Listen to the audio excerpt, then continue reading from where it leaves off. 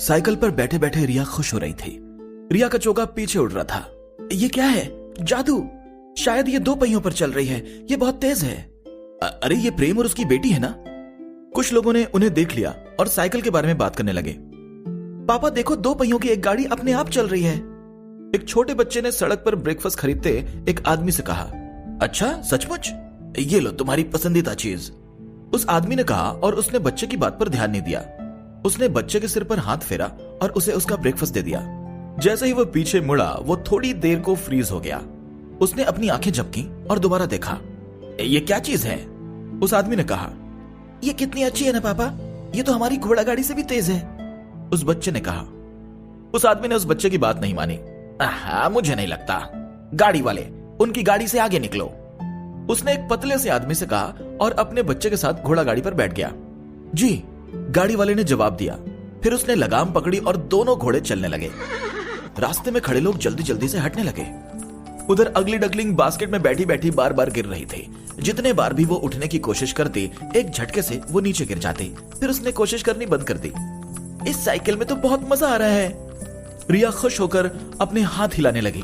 वो इससे पहले ना तो किसी घोड़े पर बैठी थी और ना ही घोड़ा गाड़ी पर। इतनी तेज चल पाने के कारण उसे काफी अच्छा लग रहा था। प्रेम स्माइल करने लगा। सिस्टम ने जो साइकिल बनाई थी वो बहुत अच्छी थी। प्रेम को यह साइकिल चलाते वक्त पसीना भी नहीं आ रहा था। ब्रेकफास्ट में खाए राजमा चावल और शाही कबाब से भी प्रेम की बहुत मदद हो गई थी। चौराहा काफी लंबा चौड़ा था। यहाँ डेली साफ सफाई होती थी और रोड का भी काफी ध्यान रखा जाता था, इसलिए रोड बिल्कुल भी उबड़ खाबड़ नहीं थी। साइकिल के पार्ट्स इतनी अच्छी क्वालिटी के थे कि साइकिल भी बहुत फ्लो में चल रही थी। पापा, लोग हमें देख रहे हैं, रिया ने कहा। अरे वो मुझसे जल रहे हैं क्योंकि मेरी तुम जैसी क्यूट बेटी है, प्रेम ने जवाब दिया। नहीं, वो इसलिए जल रहे हैं क्योंकि मेरे पास इतने अच्छे पापा हैं। रिया ने प्रेम को पीछे से पकड़ लिया। हम तुमसे आगे निकल जाएंगे। बच्चे ने घोड़ा गाड़ी से सिर बाहर निकालकर अपना ब्रेकफास्ट खाते हुए कहा, ये 2 पहियों वाली चीज हमारी घोड़ा गाड़ी के आगे कुछ भी नहीं है। मैं अभी तुमसे आगे निकल जाऊंगा, गाड़ी वाले ने कॉन्फिडेंट होकर कहा। घोड़ा गाड़ी में बैठे आदमी ने भी स्माइल किया। उसे आज अपने बेटे के सामने शो ऑफ करने का मौका मिल गया था। फिर घोड़ा गाड़ी वाले ने रिया और प्रेम के कपड़े देखे और सोचने लगा, ये काफी अजीब ड्रेस है, लेकिन अगर ये इतनी कम उम्र में एक मैजिशियन है तो ये वाकई एक जीनियस होगी। शायद मुझे अपनी बात के लिए इनसे माफी मांग लेनी चाहिए। रिया ने उस बच्चे को देखा और प्रेम की तरफ मुड़कर बोली, पापा ये लोग हमसे तेज चल रहे हैं। प्रेम ने गाड़ी वाले को देखा जो उसे देखकर स्माइल कर रहा था। इससे प्रेम के अंदर कंपटीशन की फीलिंग आ गई। फिर आज हम उन्हें दिखा देंगे कि ये साइकिल क्या कर सकती है, प्रेम ने कहा। इन्होंने मुझे चिढ़ाकर अच्छा नहीं किया, अब मैं इन्हें अपनी रेसिंग साइकिल का कमाल दिखाऊंगा। अब एक रेस शुरू हो चुकी है, प्रेम ने सोचा। ओ बूढ़े दादा, मैं तुमसे ककाओ स्कूल के गेट तक रेस लगाता हूँ, हमें पकड़ सको तो पकड़ के दिखाओ, प्रेम ने बोला। बहुत अच्छे पापा, रिया ने ताली बजाकर कहा।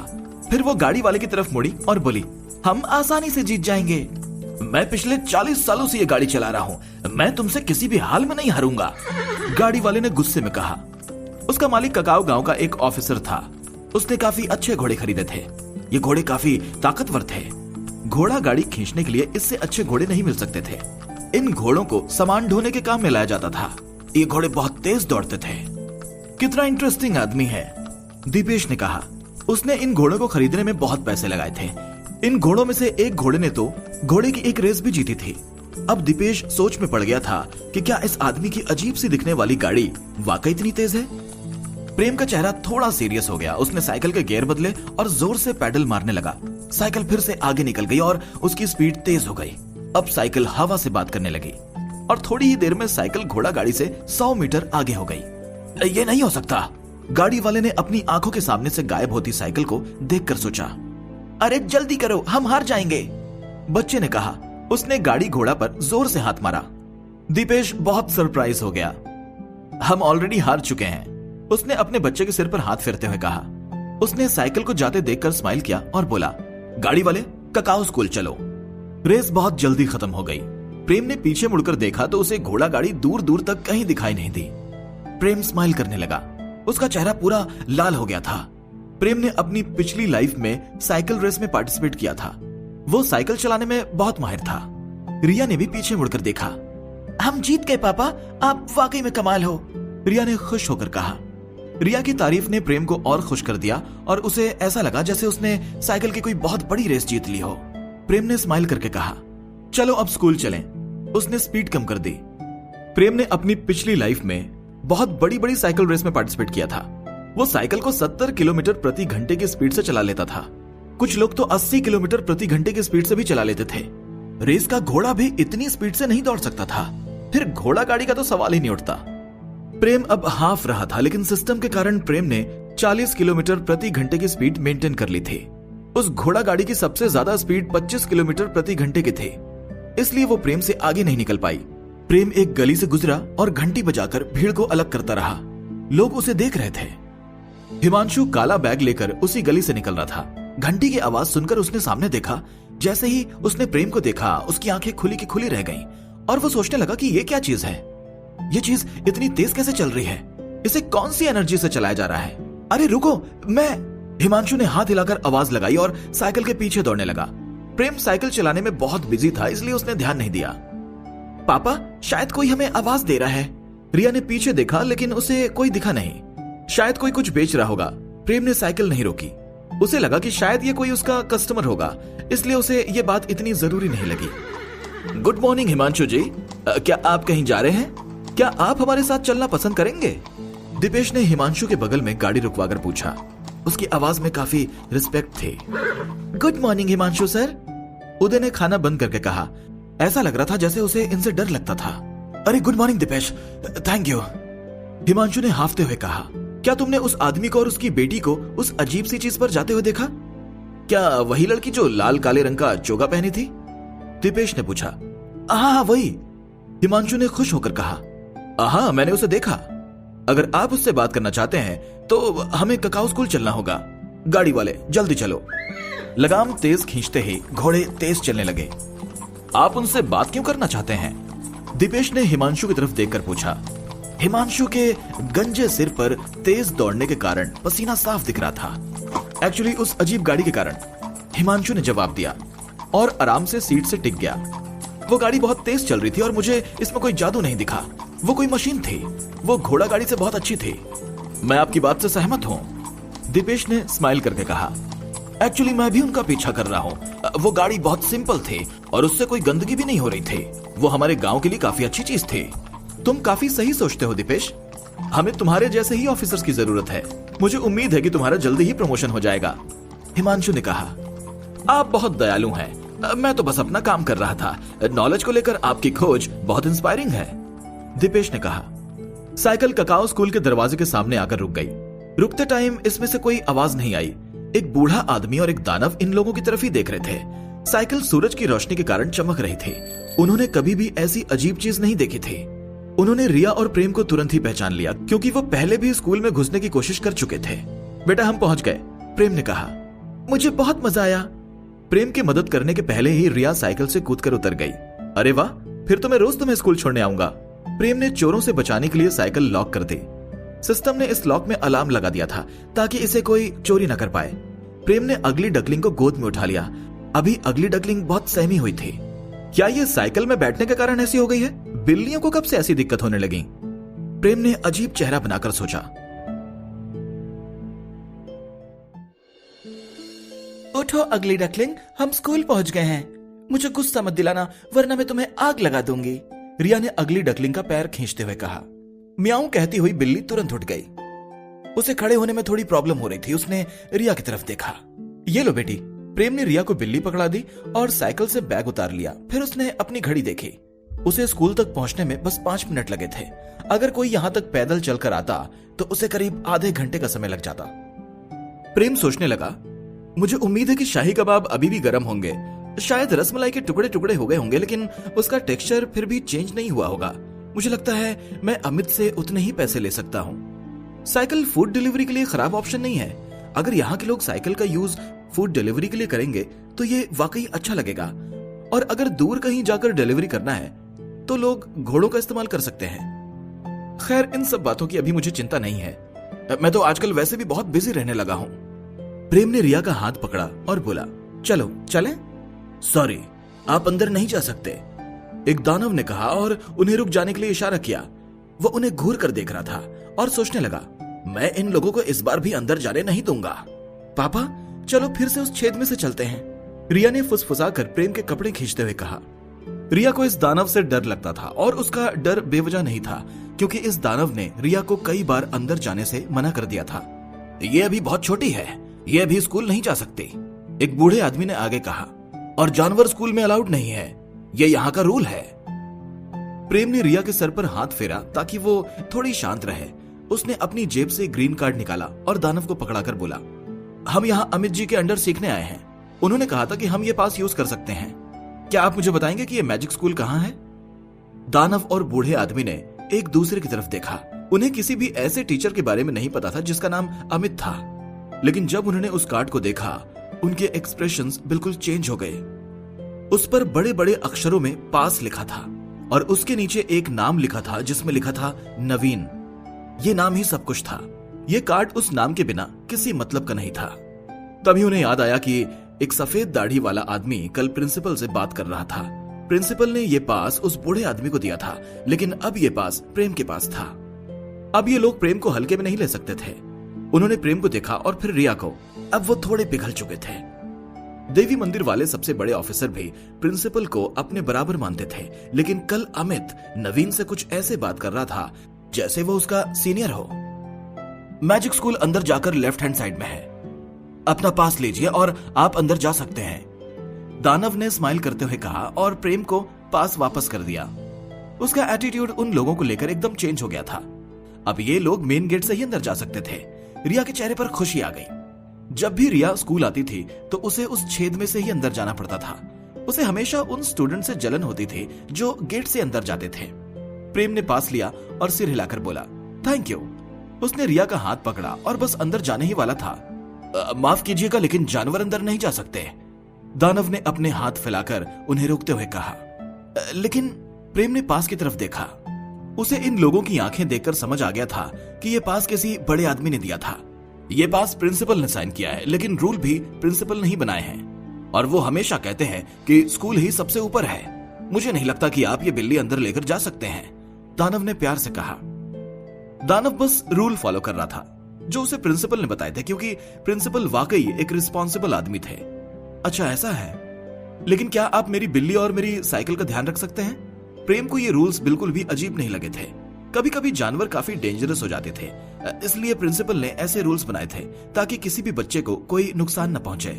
दानव ने सिर हिलाकर कहा, हाँ आप ये दोनों चीजें हमारे पास छोड़ सकते हैं। दानव को भी प्रेम काफी रिस्पॉन्सिबल आदमी लगा था। रिया, अगली डकलिंग को बास्केट में रख दो, मैं इसे अपने साथ घर ले जाऊंगा, प्रेम ने कहा। रिया ने सिर हिलाकर कहा, ठीक है पापा। वो अपने टोस की टिप्स पर खड़ी हुई और अगली डकलिंग को बास्केट में रख दिया। घर पर अच्छे से रहना अगली डकलिंग, रिया ने बिल्ली के सर पर हाथ फेर कर कहा। चलो चलें। प्रेम ने रिया का हाथ पकड़ा और अंदर चला गया। बिल्ली ने रिया को पीछे से आवाज लगाई और बास्केट से उतरने की कोशिश करने लगी। बास्केट से निकलना बंद करो, आज तुम्हें रसमलाई के 2 बॉल्स मिलेंगे और तुम्हें दौड़ने की भी जरूरत नहीं है। बिल्ली की आंखों में रौनक आ गई। उसने सिर हिलाकर कहा। रिया अब अपनी बिल्ली को काफी अच्छे से समझने लगी थी। प्रेम ये देखकर स्माइल करने लगा। थोड़ी देर बाद एक घोड़ा गाड़ी दरवाजे पर रुकी। हिमांशु उससे उतर गया। इस चीज का मालिक कहाँ है? उसने दानव और बूढ़े आदमी से साइकिल की तरफ इशारा करते हुए पूछा। वो अभी अभी अंदर गया है, दानव ने अंदर की तरफ इशारा करके कहा। क्या हुआ? फिर उसने नर्वस होकर पूछा। हिमांशु के चेहरे पर पसीना आ रहा था। कुछ नहीं, वो कहाँ गया? हिमांशु ने साइकिल की तरफ झुकते हुए पूछा। वो मैजिक स्कूल के बारे में पूछ रहा था, मुझे लगता है कि वो वहीं गया होगा, बूढ़े आदमी ने कहा। Magic school? हिमांशु ने सीधे खड़े होते हुए हेजिटेट होकर पूछा। थोड़ी देर बाद उसने अपना होंठ काटा और बोला, मैं उसका यही इंतजार करूंगा, मैजिक स्कूल के टीचर मुझे पसंद नहीं करते। फिर वो वापस साइकिल की तरफ चला गया। मुझे लगा था कि उसे अंदर जाने नहीं मिलेगा, दीपेश ने क्यूरियस होकर कहा।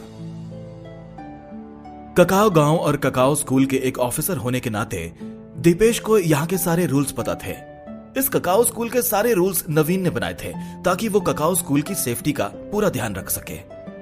ककाओ गांव के बड़े से बड़े ऑफिसर अपने साथ स्कूल के दरवाजे के अंदर जानवर नहीं ले जा सकते थे। जब से नवीन ने एक शेर को अपनी आइस बॉल से मारा था, तब से वहां कोई शेर भी नहीं दिखता था और वो शेर आधे महीने तक अपने बिस्तर में पड़ा था। उसके पास था। बूढ़े आदमी ने शांत होकर जवाब दिया। अच्छा ऐसी बात है, दीपेश ने कहा। किसी भी बाहर के आदमी को बिना पास के ककाओ स्कूल में एंट्री नहीं मिलती थी। दीपेश की नौकरी के कारण उसके पास भी एक पास था। दीपेश के पास के कारण ही वो नवीन से सीधे बात कर सकता था। दीपेश ने प्रॉमिस किया था कि वो हर रूल फॉलो करेगा और वो कोई भी ऐसा काम नहीं करेगा जिससे स्कूल या स्टूडेंट को कोई भी नुकसान पहुंचे। वो कौन है?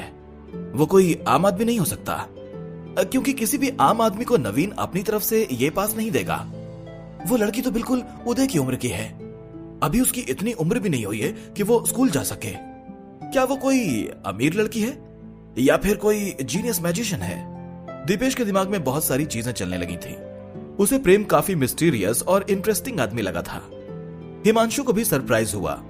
उसने दीपेश की तरफ देखा और खुद को पास के बारे में पूछने से रोका। वो बाइक के चारों तरफ घूमने लगा। उसकी आंखें एक्साइटमेंट के कारण चमक रही थीं। ये आदमी वाकई में जीनियस है। उसने ये वायर्स कैसे यूज किए होंगे? उसने इतना सब कैसे बनाया? वो मन में बड़बड़ाने लगा। बिल्ली ने खड़े होकर आवाज की। वो अपने पंजे बास्केट के किनारे पर रखी थी। वो अपने दांत बाहर किए थे। हिमांशु साइकिल की तरफ देखते देखते थोड़ा पीछे हुआ। वो बिल्ली को देखकर थोड़ा चौंक गया था और नीचे गिर गया था। उसने बिल्ली को देखकर कहा, ये बिल्ली यहां क्या कर रही है? दानव और बूढ़ा आदमी दोनों वहां पर आए। क्या आप ठीक हो? ये उसी आदमी की बिल्ली है, दानव ने कहा। हाँ मैं ठीक हूं, थैंक यू, हिमांशु ने कहा। फिर उसने बिल्ली की तरफ इशारा करते हुए कहा, तुम बहुत चुलबुली बिल्ली हो। फिर वो वापस साइकिल की चेन की तरफ देखने लगा। आखिरकार प्रेम और रिया तीसरी बिल्डिंग के पास पहुंच चुके थे। प्रेम ने जितना सोचा था ये बिल्डिंग इतनी भी मैजिकल नहीं थी। ये बिल्डिंग भी स्कूल की बाकी बिल्डिंग जैसी दिख रही थी। एक दीवार पर झाड़ू पर उड़ती हुई एक जादूगरनी की ड्राइंग बनी थी और उसके आगे एक गोल्डन कलर की बॉल उड़ रही थी जो किसी बच्चे ने बनाई थी। ये कोई आर्ट वर्क नहीं था, लेकिन फिर भी ये काफी अच्छा लग रहा था। पापा, क्या मैं भी ऐसे झाड़ू पर उड़ सकती हूँ? रिया ने ड्राइंग को देखते हुए पूछा। प्रेम ने स्माइल किया और बोला, हाँ तुम उड़ पाओगी, लेकिन यह जरूरी नहीं कि तुम झाड़ू पर ही उड़ो। प्रेम को लगता था कि अमित कोई ना कोई ऐसा जादू जरूर जानता होगा जिससे आदमी उड़ सके। प्रेम बिल्डिंग के अंदर चला गया। नॉर्मली सुबह 7:30 बजे क्लासेस चालू होती थी, इसलिए अभी यहाँ कोई नहीं था। अंदर काफी उजाला था। बाकी बिल्डिंग्स की तरह यहाँ पर ज्यादा क्लासरूम नहीं थे और किसी भी क्लासरूम में खिड़की नहीं थी। प्रेम और रिया दोनों 3rd फ्लोर पर गए और वहां उन्हें बस एक क्लासरूम दिखा। दरवाजा काले लोहे का बना था और उससे रोशनी आ रही थी। प्रेम दरवाजे तक गया और उसने दरवाजा खटखटाया। दरवाजा खुल गया और फिर प्रेम को वहां सफेद कपड़ों में अमित खड़ा मिला। अंदर आ जाओ, तुम टाइम पर आए हो, अमित ने स्माइल करके कहा। गुड मॉर्निंग मास्टर अमित, रिया ने अमित की तरफ देखकर कहा। अमित को थोड़ा सरप्राइज हुआ। गुड मॉर्निंग रिया, पापा ने कहा था कि स्कूल में मैं आपको मास्टर अमित बुलाऊं। रिया ने स्माइल करते हुए कहा, लेकिन स्कूल के बाद क्या मैं आपको मास्टर आधी दाढ़ी वाले बुला सकती हूँ? तुम जो चाहो मुझे बुला सकती हो, अमित ने कहा और सोचने लगा। मुझे कोशिश करनी चाहिए कि रिया मुझे मास्टर अमित ही बुलाए। रिया की परवरिश वाकई अच्छी हुई थी। वो अपने पापा की हर बात मानती थी। फिर अमित ने प्रेम के हाथ में एक बैग देखा और स्माइल करते हुए बोला, क्या तुम मेरे लिए रसमलाई लाए हो? हाँ, लेकिन शायद ये रास्ते में टूट गई होंगी क्योंकि रोड काफी खराब थी। अरे उस चीज से कोई दिक्कत नहीं है, मुझे उम्मीद है कि इसका टेस्ट ठीक वैसा ही होगा। थैंक यू, अमित ने प्रेम से बैग ले लिया। मैं लंच के टाइम रिया को अपने साथ ले आऊंगा। Thank you Amit. प्रेम नीचे बैठ गया और रिया की तरफ देखने लगा। जैसा मास्टर अमित कहें वैसा ही करना और अच्छे से पढ़ाई करना। मैं तुम्हारा घर पर इंतजार करूंगा, ठीक है? ठीक है पापा, रिया ने सिर हिलाकर कहा। वो अपने पापा को नहीं छोड़ना चाहती थी, लेकिन जब उसने चारों तरफ देखा तो मैजिक रूम में अच्छी अच्छी चीजें देखकर उसका ध्यान उनकी तरफ अट्रैक्ट होने लगा। चलो अब जाओ, प्रेम ने रिया के बालों में हाथ फेरते हुए कहा। जब रिया अंदर गई तो प्रेम उसे थोड़ी देर तक देखता रहा। फिर दरवाजा धीरे से बंद हो गया और प्रेम दरवाजे की तरफ घूरता रहा। जब प्रेम मेन गेट की तरफ पहुंचा तो उसे एक अलार्म की आवाज सुनाई दी।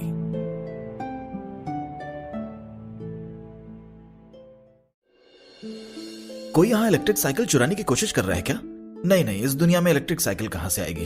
अरे मेरी साइकिल! प्रेम को अब थोड़ी चिंता होने लगी और वो जल्दी जल्दी चलने लगा। उसे चोरों से बहुत नफरत थी। उसकी पिछली लाइफ में भी उसकी बहुत सारी साइकिल चोरी हुई थी और उनमें से एक साइकिल तो लिमिटेड एडिशन वाली थी। जैसे ही वो मेन गेट पर पहुंचा, उसे ये देखकर बहुत सरप्राइज हुआ कि बहुत सारे लोग उसकी साइकिल के चारों तरफ खड़े हैं, जो गर्दन उठा उठाकर साइकिल को देख रहे हैं। उनमें से कुछ पेरेंट्स थे, कुछ टीचर्स, बाकी लोग शायद यहां वहां से गुजरने वाले लोग थे। अलार्म अभी भी बज रहा था और उसके साथ बिल्ली की आवाज भी आ रही थी। प्रेम ने अपनी आईब्रो ऊपर उठाकर सोचा कि आखिर चल क्या रहा है। मुझे माफ करना, मैं, बूढ़े आदमी ने माफी मांगते हुए प्रेम से कहा। यह तो बस एक साइकिल थी, फिर आखिर लोग इतना हंगामा क्यों कर रहे थे? प्रेम को कुछ भी समझ में नहीं आ रहा था। मिस्टर हिमांशु, साइकिल का ओनर आ चुका है, दानव ने भीड़ की तरफ चिल्लाकर कहा। प्लीज हट जाइए, यहां कोई तमाशा नहीं हो रहा है, हिमांशु ने कहा और भीड़ हट गई। हिमांशु प्रेम की तरफ देखने लगा। हेलो, मेरा नाम हिमांशु है, मैं मैकेनिकल स्कूल का डीन हूं। मैंने देखा कि तुम ये चीज चला रहे थे। क्या तुम मुझे ये बताओगे कि ये क्या चीज है? क्या तुमने ये खुद बनाई है? हिमांशु ने स्माइल करते हुए क्यूरियस होकर पूछा। प्रेम की साइकिल ने सबका ध्यान खींच लिया था। साइकिल सभी को एक आर्ट वर्क जैसी लग रही थी, जो धूप में चमक रही थी। कुछ लोगों ने तो ये तक सोच लिया था कि ककाओ स्कूल ने कोई नई मूर्ति बनवाई है। कुछ लोग ये भी सोच रहे थे कि इसमें से इतनी तेज आवाज कैसी निकल रही है। सभी ने प्रेम की तरफ देखा और उसके जवाब का इंतजार करने लगे। आपसे मिलकर अच्छा लगा मिस्टर हिमांशु, इसे साइकिल कहते हैं। हाँ, आप ऐसा कह सकते हैं कि ये मैंने बनाई है, प्रेम ने स्माइल करते हुए कहा। उसे बिल्ली और साइकिल को सही सलामत देखकर काफी राहत महसूस हुई। ककाओ स्कूल में प्राइमरी और सेकेंडरी के 2 सेक्शंस थे। प्राइमरी सेक्शन के बच्चों को बेसिक नॉलेज दिया जाता था और सेकेंडरी सेक्शन एक यूनिवर्सिटी जैसा था। उसमें मैजिक स्कूल, केमिकल स्कूल और लैंग्वेज स्कूल जैसी चीजें थीं। यहाँ हर वो चीज सिखाई जाती थी जिससे देवी मंदिर वालों को नए एम्प्लॉयज मिल सकें। एक मैकेनिकल स्कूल के डीन के लिए साइकिल को देखकर क्यूरियोसिटी जागना कोई बड़ी बात नहीं थी। साइकिल, हिमांशु ने मन में बड़बड़ाया। मुझे इसका नाम अच्छा लगा। अरे मुझे माफ करना, मैंने इसे छुआ और इसमें से एक आवाज आने लगी, हिमांशु ने प्रेम से माफी मांगते हुए कहा। भीड़ प्रेम की तरफ क्यूरियस होकर देख रही थी और सोच रही थी शायद इस आदमी ने इस पर कोई जादू किया था। प्रेम ने स्माइल करके कहा, इसकी चिंता मत करो, ये तो बस एक अलार्म था। उसने जैसे ही लॉक को छुआ, उसके फिंगरप्रिंट से साइकिल का लॉक खुल गया और अलार्म बंद हो गया। म्याऊ म्याऊ म्याऊ एसएफएक्स। अगली डकलिंग ने खुश होकर कहा। वो गेट की तरफ देखने लगी जैसे वो रिया को ढूंढ रही थी। प्रेम ने बिल्ली का सिर छूकर कहा, रिया भी क्लास में है, वो दोपहर तक वापस आएगी, हम उसका इंतजार घर पर करेंगे, ठीक है? प्रेम ने भीड़ में दीपेश को देखा और उसकी तरफ स्माइल करते हुए सिर हिलाया। फिर वो अपनी साइकिल पर चढ़ा और जाने के लिए तैयार हो गया क्योंकि उसे रेस्टोरेंट खोलना था। दीपेश ने भी सिर हिलाकर स्माइल किया। प्रेम दीपेश से बहुत आसानी से रेस जीत गया था। क्या मैं साइकिल के बारे में तुमसे कुछ पूछ सकता हूँ? हिमांशु ने कहा। क्या हम मेरे ऑफिस में चलकर बात कर सकते हैं? मैं भी ऐसी गाड़ियां बनाने की कोशिश कर रहा हूँ जो बिना घोड़ों के चल सके। लगता है तुम मेरी इस प्रोजेक्ट में मदद कर सकते हो। डीन इसे खुद इनवाइट कर रहे हैं, वो तो इस प्रोजेक्ट पर बहुत सालों से काम कर रहे हैं। हाँ, मैंने सुना था, प्रिंसिपल ने कहा था कि 15 साल पहले कुछ लोगों ने यह प्रोजेक्ट चालू किया था और उन्हें यह प्रोजेक्ट कंप्लीट करने पर काफी बड़ा इनाम मिलने वाला था। बहुत से लोग इस प्रोजेक्ट में आने की कोशिश कर रहे थे। इस प्रोजेक्ट में 7 मेंबर्स थे और वो मैकेनिक्स में सबसे बेस्ट लोग थे। कुछ टीचर्स ने फुसफुसाकर बात करना शुरू कर दिया। दीपेश भी काफी सरप्राइज दिख रहा था। उसे भी इस प्रोजेक्ट के बारे में पता था। ककाओ गांव के ऑफिसर्स को भी इस प्रोजेक्ट की वैल्यू पता थी। उन्होंने इसमें काफी फंडिंग भी की थी क्योंकि अगर एक बार यह प्रोजेक्ट कंप्लीट हो गया तो इससे दुनिया बदल सकती थी। प्रेम ने स्माइल करके ना में सिर हिलाया। माफ कीजिएगा, लेकिन मुझे कुकिंग से रिलेटेड काफी काम करना है। शायद मैं किसी और दिन आपकी मदद कर दूंगा। प्रेम ने बिल्ली के सिर पर हाथ रखकर उसे बैठने के लिए इशारा किया। प्रेम को जल्दी से जल्दी रेस्टोरेंट पहुंचना था। अब वो 1 मिनट भी बर्बाद नहीं करना चाहता था। हिमांशु प्रेम को घूरने लगा। उसे विश्वास नहीं हो रहा था कि उसे किसी ने मना कर दिया और उसका रीजन भी काफी घटिया था। भीड़ भी हिमांशु जैसे ही शॉक्ड थे। प्रेम ने इतनी बड़ी अपॉर्चुनिटी ठुकरा दी थी। सबको प्रेम थोड़ा घमंडी या फिर बेवकूफ लग रहा था। दीपेश खड़ा खड़ा स्माइल करने लगा।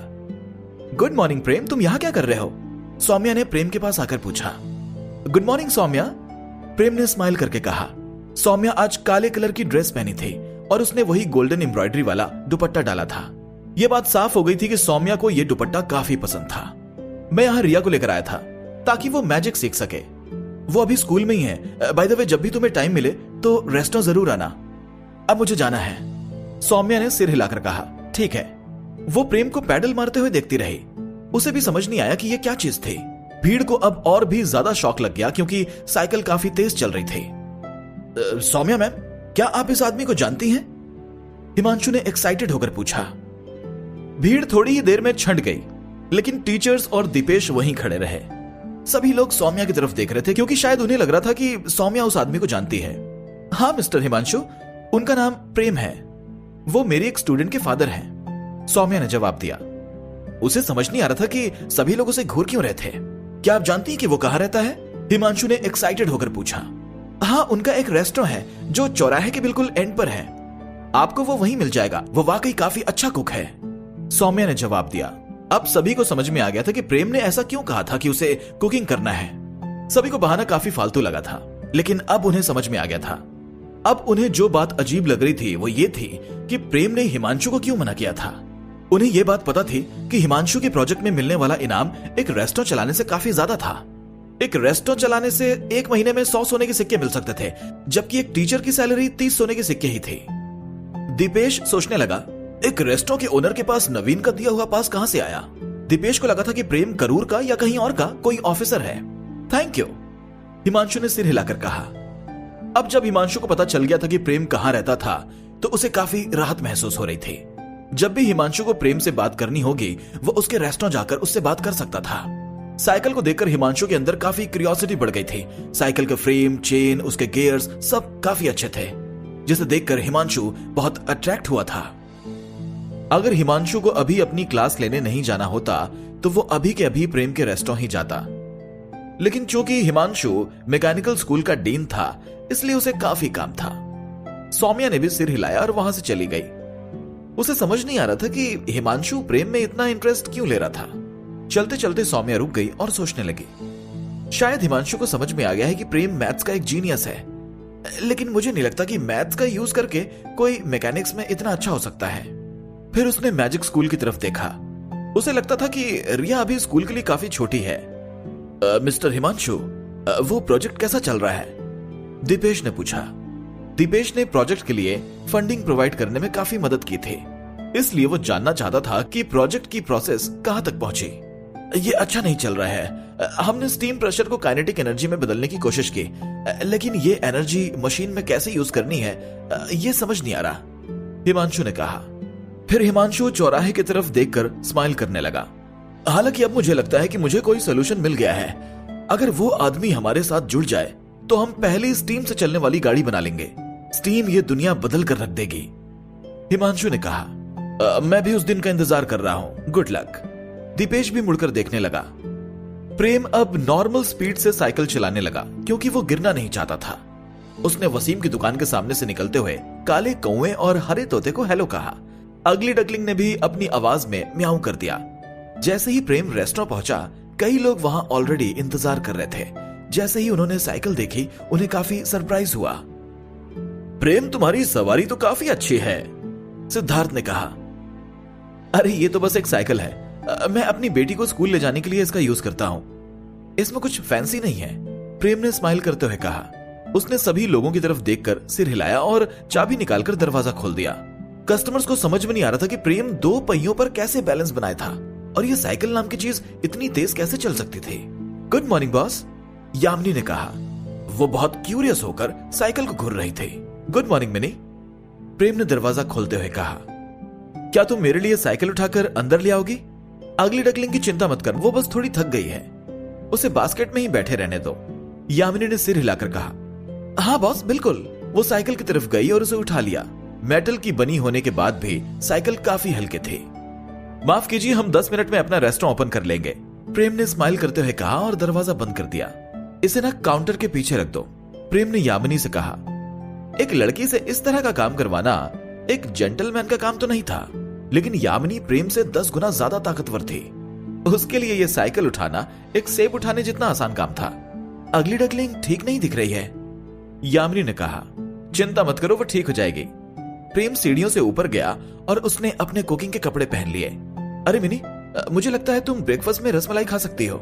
रसमलाई और राजमा चावल लंच में और यही डिनर के टाइम भी, प्रेम ने यामिनी से कहा। थैंक यू बॉस, लेकिन आपने कहा था कि दिन में बस 2 टाइम खाना ही मुझे फ्री मिलेगा, यामिनी ने पूछा। नहीं, मैंने कहा था कि तुम जब चाहो खा सकती हो, तुम्हारे पास 1200 कॉपर के सिक्के हैं। फिर प्रेम ने यामिनी के लिए बहुत मीठी रसमलाई बनाई। लो खा लो, हम जल्दी ही रेस्टोरेंट खोलने वाले हैं। Thank you boss.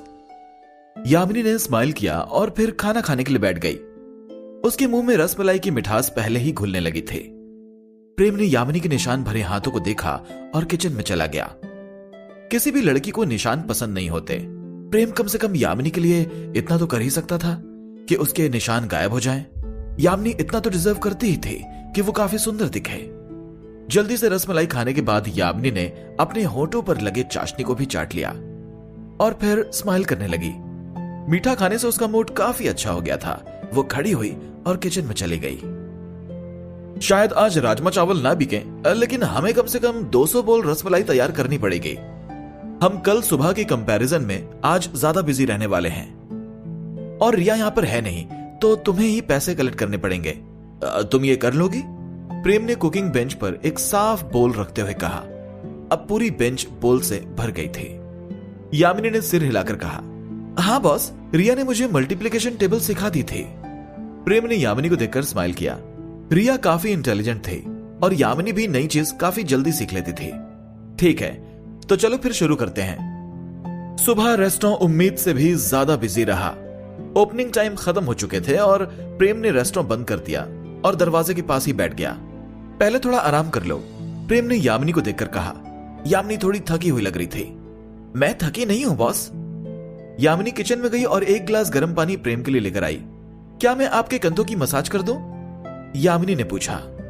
प्रेम ने गिलास लिया और बोला, अरे नहीं थैंक यू, मैं तुमसे कुछ बात करना चाहता हूं। प्रेम ने यामिनी को अपने सामने बैठने का इशारा करके कहा। ठीक है। यामिनी प्रेम के सामने जाकर बैठ गई। हम बस बात कर रहे हैं, नर्वस होने की जरूरत नहीं है, प्रेम ने स्माइल करके कहा। यामिनी एक चोटी बनाई हुई थी। अब वो पहले जितनी खराब हालत में नहीं दिख रही थी। पहले उसे ज्यादा खाने नहीं मिलता था, लेकिन अब उसका खाना पीना काफी न्यूट्रिशियस हो गया था। अब वो जल्दी जल्दी बड़ी हो रही थी। अभी कुछ ही दिनों की बात है, लेकिन अब वो पहले से लंबी दिखने लगी थी। उसकी ड्रेस टाइट होने लगी थी। बात एक्चुअली ये थी कि मैं सोच रहा हूं कि एक और वेट्रेस रख लूं, प्रेम ने कहा। यामिनी अपनी जगह से खड़ी हो गई। क्या मैंने कुछ गलत कर दिया क्या बॉस? क्या आप मुझे यहां से भगाना चाहते हैं? यामिनी ने पूछा। अरे नहीं, ऐसा मत सोचो। मैंने कहा कि मैं एक और वेट्रेस रखना चाहता हूं, प्रेम ने जवाब दिया। वो स्माइल करके आगे बोला, रिया अब स्कूल के बाद ही मदद कर पाएगी और तुम्हारा भी वर्कलोड बहुत ज्यादा बढ़ गया है। मैं तुम्हारी मदद के लिए एक और वेट्रेस रखना चाहता हूं, प्रेम ने यामिनी से कहा। यामिनी को सरप्राइज हुआ। उसने कभी सोचा भी नहीं था कि प्रेम उसके वर्कलोड की चिंता करेगा। उसने ना में सिर हिलाकर कहा, थैंक यू बॉस, मुझे ये काम अभी इतना कठिन नहीं लग रहा है। मैं सब कुछ खुशी खुशी कर रही हूं। हालांकि हाँ बोलो, हालांकि क्या? प्रेम ने कहा। अगर आपको मेरा काम ठीक नहीं लग रहा है तो आप किसी और को रख सकते हैं, और आप चाहते हैं तो मेरी सैलरी आधी कर दीजिए। यामिनी ने हेजिटेट होकर सिर झुकाकर कहा। वो अपनी उंगलियां चटका रही थी। नहीं, मैं ऐसा कभी नहीं करूंगा। तुम काफी अच्छी हो और तुम्हारी वजह से कस्टमर्स का मूड काफी अच्छा रहता है। एक्चुअली मैं तो सोच रहा था कि तुम्हारा ट्रायल पीरियड खत्म होने के बाद मैं तुम्हारी सैलरी बढ़ा दूं, प्रेम ने कहा। यामिनी के काम से प्रेम काफी खुश था। थोड़ी देर रुकने के बाद प्रेम ने आगे कहा, तो फिर मैं सारा काम तुम पर ही छोड़ दूं? लेकिन तुम्हें अगर कभी भी कोई परेशानी जाए तो तुम मुझे जरूर बताना, प्रेम ने कहा। यामिनी के चेहरे पर रौनक आ गई। थैंक यू बॉस, मैं पूरी कोशिश करूंगी कि आपको कोई परेशानी ना हो। यामिनी ने स्माइल किया और प्रेम के पास गई। आइए, मैं आपके कंधों की मसाज कर दूं, आप काफी थक गए होंगे, यामिनी ने कहा। प्रेम ने सिर हिलाकर कहा, थैंक यू। उसे काफी अच्छा लग रहा था। उसने आंखें बंद कर ली। प्रेम वाकई काफी थक गया था क्योंकि वो पिछले 1 घंटे से किचन में लगातार काम कर रहा था। अब उसने करीब 10,000 सोने के सिक्के सेव कर लिए थे। सिस्टम, मैं स्ट्रेंथ खरीदना चाहता हूं, प्रेम ने सिस्टम से कहा। अब प्रेम अपने कमजोर शरीर से थक चुका था। स्ट्रेंथ मिलने के बाद थोड़ी एक्सरसाइज और रसमलाई खाते खाते प्रेम जल्दी ही अच्छी बॉडी बना सकता था और शायद तलवारबाजी भी कर सकता था। प्रेम ऑलरेडी सारे स्किल्स जानता था, लेकिन उसकी बॉडी इतनी कमजोर थी कि वो तलवार भी नहीं उठा सकता था। जैसे जैसे प्रेम का रेस्टोरेंट फेमस हो रहा था, वैसे वैसे बुरी नजर उस पर पड़ने लगी थी। हालांकि प्रेम के पास अमित और वसीम थे और उसकी बेटी भी थी, लेकिन अगर प्रेम भी काफी ताकतवर हो जाता तो ये कोई बुरी बात नहीं थी, क्योंकि ये दुनिया काफी खतरनाक थी। प्रेम भी चाहता था कि जरूरत पड़ने पर वो अपनी बेटी को प्रोटेक्ट कर सके। तुम्हें इसके 10,000 सोने के सिक्के देने पड़ेंगे। क्या तुम सचमुच इसे खरीदना चाहते हो? सिस्टम ने एक्साइटेड होकर कहा। तुम मुझसे ज्यादा एक्साइटेड क्यों हो रहे हो? प्रेम ने कहा। किसने कहा कि मैं एक्साइटेड हूँ? मैंने तो तुम्हें रिकमेंड भी किया था कि तुम मिशन कंप्लीट करके स्ट्रेंथ खरीद सकते हो, लेकिन ठीक है तो फिर मैं अभी नहीं खरीदता हूँ, प्रेम ने बीच में टोक कर कहा। मुझे बीच में मत टोका करो, सिस्टम ने जल्दी से कहा। लेकिन तुम पैसे कमाने के लिए जो मेहनत कर रहे हो वो मुझे काफी अच्छी लगी, इसलिए मैं तुम्हें स्ट्रेंथ खरीदने के लिए अलाउ करता हूँ। मैं तुम्हारा एहसान नहीं चाहता, मैं लकी ड्रॉ खुलने का वेट कर सकता हूँ, प्रेम ने कहा। अरे क्यों परेशान हो रहे हो, ट्रांजैक्शन हो गया, सिस्टम ने कहा। तुमने बिना मेरी परमिशन के ट्रांजैक्शन कैसे किया? प्रेम ने कहा। प्रेम भी काफी एक्साइटेड था, उसे अपने दिमाग में स्ट्रेंथ का एक शाइनिंग बैग दिखने लगा। हाँ, मैंने बिना परमिशन के यह काम कर दिया और अब मैं तुम्हारी शिकायतें नहीं सुनना चाहता, सिस्टम ने कहा। अच्छा ऐसा है? क्या होगा अगर मैं तुमसे कहूं कि मैं पैसे कमाना नहीं चाहता? मैं कहूंगा कि तुम पागल हो गए हो, पैसा ही बोलता है, पैसे के दम पर तुम पूरी दुनिया घूम सकते हो। तुम्हारे और कुकिंग के बादशाह बनने में बहुत सारी परेशानी आने वाली हैं, लेकिन अगर तुम्हारी जेब में पैसा होगा तो तुम सारी परेशानियों से दूर भाग सकते हो। तुम बिना पैसे के सरवाइव ही नहीं कर पाओगे, सिस्टम ने कहा। अगर मैं हफ्ते में 3 दिन भी काम करूं ना तो भी मैं आसानी से सरवाइव कर सकता हूं। तुम्हें क्या लगता है? प्रेम ने कहा। अगली 5% स्ट्रेंथ 50,000 सोने के सिक्कों में आएगी। अब तुम्हारे पास सही पैसे हो तो मुझे बता देना। इतनी स्ट्रेंथ पाकर तुम किसी से भी लड़ सकते हो और कोई भी तुम्हारे रास्ते में नहीं आएगा। ये बोलने के बाद सिस्टम थोड़ी देर रुका, उसके बाद उसने वापस कहा, मुझे माफ करना, मैं थोड़ा भावनाओं में बह गया था। प्रेम ये सुनकर कुर्सी से बिल्कुल गिरने ही वाला था। 50,000 सोने के सिक्के, ये तो लूट है, प्रेम ने कहा। प्रेम ने 10,000 सोने के सिक्के कमाने के लिए काफी मेहनत की थी। अगली 5% स्ट्रेंथ खरीदने के लिए अब उसे 50,000 सोने के सिक्के जोड़ने थे। शायद इसके बाद की स्ट्रेंथ खरीदने में तो उसकी सारी जिंदगी ही निकल जाएगी, लेकिन कहीं ना कहीं सिस्टम की बात सही थी। कुकिंग का बादशाह बनने के लिए प्रेम को बहुत सारी परेशानियों से गुजरना पड़ सकता था। प्रेम को महेंद्र प्रताप की पुरानी लाइफ याद आने लगी, जब वो राक्षसों को अपनी तलवार से मारता था। अभी तक प्रेम ने रिया को 56 भोग बनाकर नहीं खिलाए थे। अब प्रेम को कुकिंग का बादशाह बनना जरूरी था। सिस्टम बार बार प्रेम को उसकी लाइफ याद दिलाता रहता था। थोड़ी देर बाद सिस्टम ने कहा, अब तुम बैग को छू सकते हो। लेकिन इसके पहले कि सिस्टम अपनी बात पूरी कर पाता, प्रेम ने ऑलरेडी बैग छू लिया। प्रेम को एक बिजली का झटका लगा, उसकी पूरी बॉडी हिलने लगी। वो पूरी तरह से सुन्न हो गया था, उसे अपनी टंग फील ही नहीं हो रही थी। फिर उसने धीरे से अपनी आंखें खोली। यामिनी ने अपने हाथ पीछे कर लिए और 2 कदम पीछे हो गई। जब वो प्रेम के कंधों पर हाथ रखी हुई थी तो उसे थोड़ा सा झटका लगा था। आप ठीक है बॉस? यामिनी ने प्रेम के खड़े हुए बालों को देखकर पूछा। हाँ, मुझे तो लग रहा है। प्रेम थोड़ा हैरान हो गया था, लेकिन यामिनी को हंसी भी आ रही थी, लेकिन वो थोड़ी परेशान भी थी। चिंता मत करो, जाओ जाकर टेबल साफ करो, मैं बाहर जाकर थोड़ी ठंडी हवा खाकर आता हूं, प्रेम ने कहा और खड़े होकर दरवाजे को धक्का मारता हुआ बाहर चला गया। यामिनी को कुछ भी समझ में नहीं आया कि अभी अभी क्या हुआ था। क्या तुमने यह जानबूझकर किया? प्रेम ने चिल्लाकर कहा। क्या तुम पागल खाना खोलकर रखे हो? तुमने मुझे बिजली का झटका क्यों दिया? प्रेम ने सिस्टम से गुस्से में पूछा। जब उसने अपनी परछाई देखी तो वो काफी जोर से हंसना चाहता था, लेकिन उसने ऐसा नहीं किया। मैं तुम्हें वार्न करना चाहता हूं, लेकिन तुम मेरी बात ही नहीं सुनना चाहते, सिस्टम ने खुश होकर रिप्लाई किया। प्रेम सिस्टम के जवाब से खुश नहीं था। लेकिन पिछली बार तो मुझे ऐसा कुछ नहीं हुआ था, प्रेम ने कहा।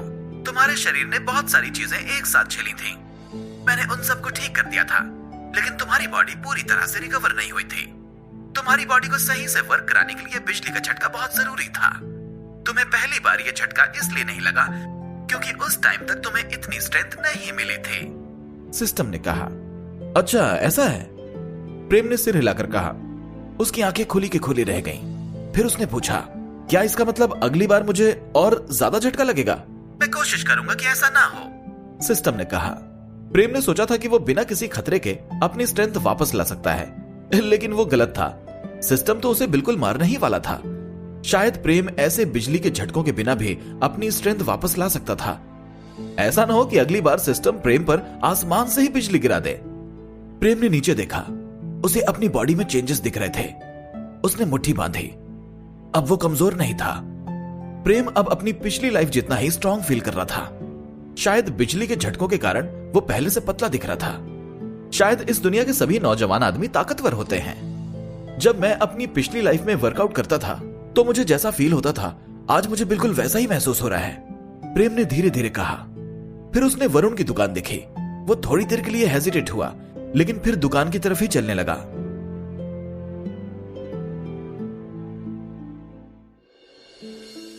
प्रेम की बॉडी अभी भी थोड़ी सुन्न थी। प्रेम जब चल रहा था तो उसे अपनी स्ट्रेंथ फील हो रही थी, जिससे उसका मूड काफी अच्छा हो गया था। अभी वो ज्यादा स्ट्रांग तो नहीं हुआ था, लेकिन एक अच्छा पापा बनने लायक तो उसमें ताकत आ ही गई थी। अब मैं काफी काम कर सकता हूं। मुझे लगता है कि अब मुझे एक वेट्रेस और हायर कर ही लेनी चाहिए, प्रेम ने चलते चलते खुद से कहा। प्रेम कई बार वरुण की दुकान के सामने से निकला था, पर कभी उसकी दुकान के अंदर नहीं गया था। वरुण की दुकान भी प्रेम के घर जितनी ही बड़ी थी, बल्कि चौराहे के सभी घर लगभग इतनी ही साइज के थे। वो सभी घर लगभग एक ही समय बनाए गए थे। कुछ कुछ बड़ी बड़ी दुकानों में 2 या 3 घर भी इस्तेमाल होते थे। वरुण का घर काले पत्थरों से बना था और वो अभी अभी रिपेयर भी हुआ था। उसकी दीवारें थोड़ी सी गंदी थी, क्योंकि उसके यहाँ हथियारों का काम होता था। उसका साइन बोर्ड 4 लोहे की चादरों से बना था, जो कि दीवार पर लगा हुआ था। चादरों पर एक एक लेटर लिखे हुए थे, जिन पर लिखा हुआ था हथियार। यह साइन बोर्ड काफी बार रिपेयर हो चुका था। यह दुकान काफी पुरानी थी और यहाँ कई कस्टमर्स आते जाते रहते थे। दुकान के सामने एक लकड़ी का दरवाजा था जो खुला हुआ था। प्रेम को किसी के हथौड़े मारने की आवाज आई। सिस्टम ने प्रेम का घर बनाने के लिए साउंड प्रूफ मटेरियल्स का इस्तेमाल किया था, इसलिए उसके घर के बाहर कोई भी आवाज नहीं जाती थी। अगर प्रेम का घर साउंड प्रूफ नहीं होता तो वरुण की दुकान की आवाज उसे काफी परेशान कर सकती थी। प्रेम दरवाजे के सामने रुका और अंदर देखने लगा। उसे बहुत सारे टाइप के हथियार लटके हुए दिखे, जिनमें कुल्हाड़ी, चाकू, छोटी तलवारें, लंबी तलवारें और भारी तलवारें थीं। इस दुनिया में ऐसे ही हथियार इस्तेमाल किए जाते थे। दीवार के किनारे 4 कुर्सियां लगी थीं, जहां एक खिड़की भी थी। इसके अलावा वरुण इस पूरी जगह का इस्तेमाल काम करने के लिए करता था। घर का लेआउट काफी सिंपल था। फ्लोर पर भी काले पत्थर लगे हुए थे, जो काफी साफ थे। तलवारें चमक रही थीं। प्रेम को इतने से ही समझ में आ गया था कि क्यों इसकी तलवारों की कीमत 1000 सोने के सिक्के हुआ करती है। प्रेम इन सभी तलवारों को बहुत अच्छे से जानता था। सैनिकों के लिए हथियार बहुत जरूरी होते हैं। कभी कभी ये उनकी जिंदगी और मौत का सवाल बन जाते हैं। वरुण की रेपुटेशन उसके सक्सेसफुल बिजनेस के कारण ही थे। वरुण से अच्छे बस 3 ही हथियार बनाने वाले थे। हालांकि कोई भी ये नहीं कह सकता था कि इनमें से सबसे अच्छा कौन है, क्योंकि वरुण भी सालों से इस टाइप का काम कर रहा था। प्रेम जैसे ही अंदर गया, उसे कुछ लोगों की बात करने की आवाज सुनाई दी। ये वरुण और हर्ष की आवाज थी। शायद हर्ष ब्रेकफास्ट करने के लिए सीधा आया था। अरे तुम यहां कैसे प्रेम? वरुण ने प्रेम को खिड़की में से देखकर पूछा। मैं तो बस यूं ही टहलता हुआ आ गया था, प्रेम ने कहा। हर्ष बाहर आया और उसने स्माइल करके कहा, क्या तुम भी कुछ खरीदना चाहते हो? प्रेम ने सिर हिलाया और स्माइल की। नहीं, मेरे पास ऑलरेडी एक चाकू है। मैं तो बस यूं ही घूमते फिरते आ गया था। दरअसल प्रेम यह देखना चाहता था कि वो कितने वेट की तलवार उठा सकता है। महेंद्र प्रताप अपनी पुरानी लाइफ में काफी भारी तलवार इस्तेमाल करता था। उसका वजन करीब 50 किलो था। वो अपनी तलवार के एक वार से किसी भी राक्षस को मार सकता था। प्रेम शायद थोड़ा बहुत वजन तो उठा सकता था, लेकिन वो इतनी भारी तलवार शायद ही उठा पाता। सिस्टम, क्या तुम तलवार बेचते हो? प्रेम ने अपने मन में सिस्टम से पूछा। उसे वरुण के हथियार काफी महंगे लगे थे। मेरे पास कोई जानलेवा हथियार नहीं है, सिस्टम ने सीरियसली कहा। चलो ठीक है, मुझे लगता है फिर मैं यहीं से खरीद लेता हूं, प्रेम ने कहा। मैं तुम्हें कुछ हथियार बेच सकता हूं, अगर तुम मुझसे एक वादा करो कि तुम किसी को नुकसान नहीं पहुंचाओगे, सिस्टम ने कहा। ऐसी तलवार का क्या फायदा जिससे लड़ा ना जा सके? क्या मैं बच्चा दिखता हूं कि तलवार से खेलूंगा? प्रेम ने कहा। तुम्हें खिलौनों से क्या दिक्कत है? तुमने रिया के खिलौने भी मेरे पास से ही खरीदे हैं, याद है? कुछ खिलौने खेलने के लिए भी बहुत स्किल्स की जरूरत होती है, और लड़ने वाले हथियार काफी महंगे भी आते हैं। तुम खिलौनों को लेकर इतने अजीब क्यों हो? सिस्टम ने कहा। सिस्टम के जवाब से प्रेम काफी खुश हुआ था। रिया के म्यूजिक बॉक्स की कीमत 200 सोने के सिक्के थे, और शायद सिस्टम के पास ऐसे और भी खिलौने हो सकते थे जिनकी कीमत हथियारों से भी महंगे थे। हर्ष ने कहा, अगर तुम योद्धा बन गए तो हमारा काफी नुकसान हो जाएगा। हम योद्धाओं के बिना काम चला सकते हैं, लेकिन तुम्हारे जैसे शेफ के बिना तो बिल्कुल भी नहीं। थैंक यू, प्रेम ने कहा। प्रेम चलकर एक लंबी सी तलवार के पास गया। अगर मैं तुम्हारी जगह होता तो थोड़ी छोटी तलवार चुनता, वरुण ने प्रेम के पास जाकर स्माइल करके कहा। वरुण ने कई बार प्रेम को खाना बनाते बनाते आराम करते हुए देखा था। प्रेम अभी काफी कमजोर था। वो इतनी भारी तलवार नहीं उठा सकता था। वरुण नहीं चाहता था कि प्रेम इतनी भारी तलवार उठाकर खुद को कोई नुकसान पहुंचा ले। छोटी तलवारें औरतों के लिए होती थी, इसलिए उनका वजन काफी कम हुआ करता था। थैंक यू, लेकिन शायद मुझे ये पसंद आई, प्रेम ने तलवार अपने हाथ में पकड़कर कहा। तलवार का हैंडल काफी ठंडा था, लेकिन उसे पकड़ते ही प्रेम के अंदर एक आग भड़क उठी। उसे यह तलवार काफी अजीब लेकिन जानी पहचानी से लगी। अचानक उसे महेंद्र प्रताप की यादें दिखने लगी। अब महेंद्र प्रताप की यादें भी उसी की यादें बन चुकी थी। कभी कभी प्रेम अपनी पिछली लाइफ की यादों और महेंद्र प्रताप की यादों को अलग नहीं कर पाता था। शायद ये अच्छी बात भी थी। इस हिसाब से प्रेम इस दुनिया में काफी अच्छे से घुल मिल सकता था। अब वो रिया से अपनी बेटी की तरह ही प्यार करता था। प्रेम अब इस दूसरी जिंदगी के लिए बहुत शुक्रगुजार था। ये तो एक अच्छा तलवारबाज जैसा दिख रहा है, वरुण ने सरप्राइज होकर सोचा। वरुण 3000 से ज्यादा तलवारें बना चुका था। जैसे ही प्रेम ने तलवार उठाई, वो भी एक अच्छे तलवारबाज जैसा दिख रहा था। लेकिन सभी को बस यही पता था कि प्रेम तो एक शेफ है। किसी ने भी प्रेम को हाथ में तलवार लिए नहीं देखा था। वरुण सोचने लगा, शायद प्रेम को रोज चाकू चलाने के कारण एक तलवार उठाने का एक्सपीरियंस हो गया है। क्या यह भारी है प्रेम? अगर प्रेम के हाथ को कुछ हो जाता तो हर्ष लंच के लिए राजमा चावल नहीं खा पाता, इसलिए वो थोड़ा परेशान था। हाँ, मेरे लिए काफी भारी है, प्रेम ने रिप्लाई दिया और तलवार वापस रख दी। एक्चुअली तलवार का वजन उसके लिए काफी सही था, लेकिन यह तलवारबाजी के लिए थोड़ी सी भारी थी और वो अभी अपनी तलवारबाजी का नमूना नहीं दिखाना चाहता था। प्रेम महेंद्र प्रताप की सारी तलवारबाजी की कला नहीं जानता था और ना ही वो इतना ताकतवर था, लेकिन अभी वो पहले लेवल के किसी भी योद्धा को हरा सकता था। इंसानों की तरफ से योद्धा ही लड़ने के लिए आगे रहते थे। राज्य और बॉर्डर की सुरक्षा के लिए योद्धा ही अपनी सेना बनाकर जाते थे। योद्धा बनने के लिए योद्धाओं के टेस्ट पास करने होते थे।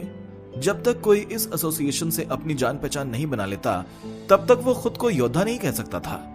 दूसरी लेवल और उसके नीचे के योद्धाओं को नौसिखिया कहा जाता था, क्योंकि उन्हें अपनी तलवारबाजी सुधारने की जरूरत होती थी। पहले लेवल का योद्धा बनने के लिए योद्धाओं की एसोसिएशन का रिटन टेस्ट निकालना पड़ता था।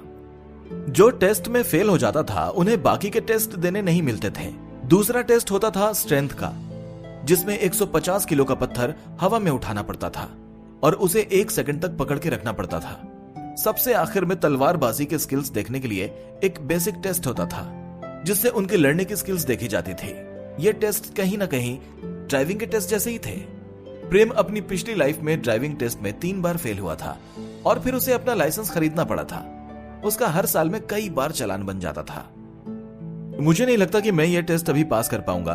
भले ही मैं स्ट्रांग बन गया हूं, लेकिन एक तलवारबाज बनने के लिए काफी स्किल्स की जरूरत होती है। स्ट्रेंथ जरूरी है, लेकिन स्किल्स भी उतने ही ज्यादा जरूरी हैं। प्रेम ने मन ही मन सोचा। फिर उसने तलवार देखनी बंद कर दी और वो हर्ष की तरफ मुड़कर बोला, ऋतिक वापस आ गया क्या? नहीं, कल मुझे उसका बेटा मिला। उसने कहा लड़ाई खत्म हो गई। हर्ष ने स्माइल करते हुए कहा, हमारी ट्राइब जीत गई और हमें हमारे सोने की सारी खदानें मिल गईं। ऋतिक के हाथों में थोड़ी चोट लगी है, लेकिन कोई घबराने की जरूरत नहीं है, वो जल्दी ही आ जाएगा। प्रेम ने राहत की सांस लेकर कहा, मुझे खुशी हुई कि वो सही है। प्रेम को ऋतिक काफी पसंद आया था। रिया भी 2 दिन पहले ऋतिक की ही बात कर रही थी। एक्चुअली मुझे अपने दोस्त से मिलने जाना है, मैं तुम लोगों से बाद में मिलता हूं, हर्ष ने कहा और चला गया। क्या तुम्हें यह पसंद आई? वरुण ने एक तलवार की तरफ इशारा करके पूछा और सोचने लगा। प्रेम ने कहा था कि यह तलवार उसके लिए काफी भारी है, लेकिन जब वो उस तलवार को उठाए था तब तो मुझे नहीं लगा कि उसे भारी लग रही थी। मैं भी एक योद्धा बनना चाहता था, लेकिन फिर मैं एक शेफ बन गया, प्रेम ने स्माइल करके कहा। कागज के टुकड़ों में अलग अलग तरह की ड्राइंग्स बनी हुई थी। प्रेम ने वरुण को देखा, तभी उसे किनारे पर कुछ चीजें रखी दिखी, जिसमें सल्फर, चारकोल और भी कुछ चीजें थीं। प्रेम की आंखें खुली की खुली रह गईं। उसे समझ में नहीं आया कि हो क्या रहा है। मैं तुम्हें इन्हीं चीजों के बारे में बता रहा था। मैं इन चीजों से काफी एनर्जी बना सकता हूं, लेकिन मुझे अभी तक समझ में नहीं आया कि इस एनर्जी को यूज कैसे करें, वरुण ने कहा। यह कोई खिलौना नहीं है, तुम्हें यह ध्यान से रखनी चाहिए, प्रेम ने कहा और सोचने लगा। मैं नहीं चाहता कि मैं सो रहा हूं और मेरे चीथड़े उड़ जाएं। मुझे पता है, लेकिन मुझे नहीं लगता कि अभी ये राक्षस मारने के लिए भी ठीक है। अभी ये राक्षस मारने के लिए इतनी भी तैयार नहीं हुई है। अभी तो मुझे यह भी नहीं पता कि मैं राक्षस के पास जा भी सकता हूं या नहीं, वरुण ने आईब्रो उठाकर कहा। मुझे उम्मीद है कि तुम जल्दी ही पता लगा लोगे। अब मुझे लंच बनाने के लिए जाना है, तुमसे बाद में मिलता हूं। प्रेम बाहर चला गया और सोचने लगा, इसे गन पाउडर के बारे में कैसे पता चला? मुझे उसके पापा की बात का बहुत दुख है। लेकिन वो इतना जानलेवा हथियार बना रहा है, इसलिए मैं इसकी मदद नहीं करना चाहता। सिस्टम, उस जैसी तलवार के लिए तुम कितने पैसे लोगे? प्रेम ने पूछा। 1000 सोने के सिक्के, ये काफी अच्छी डील है, सिस्टम ने कहा। यार थोड़ा कम करो, प्रेम ने रिप्लाई किया।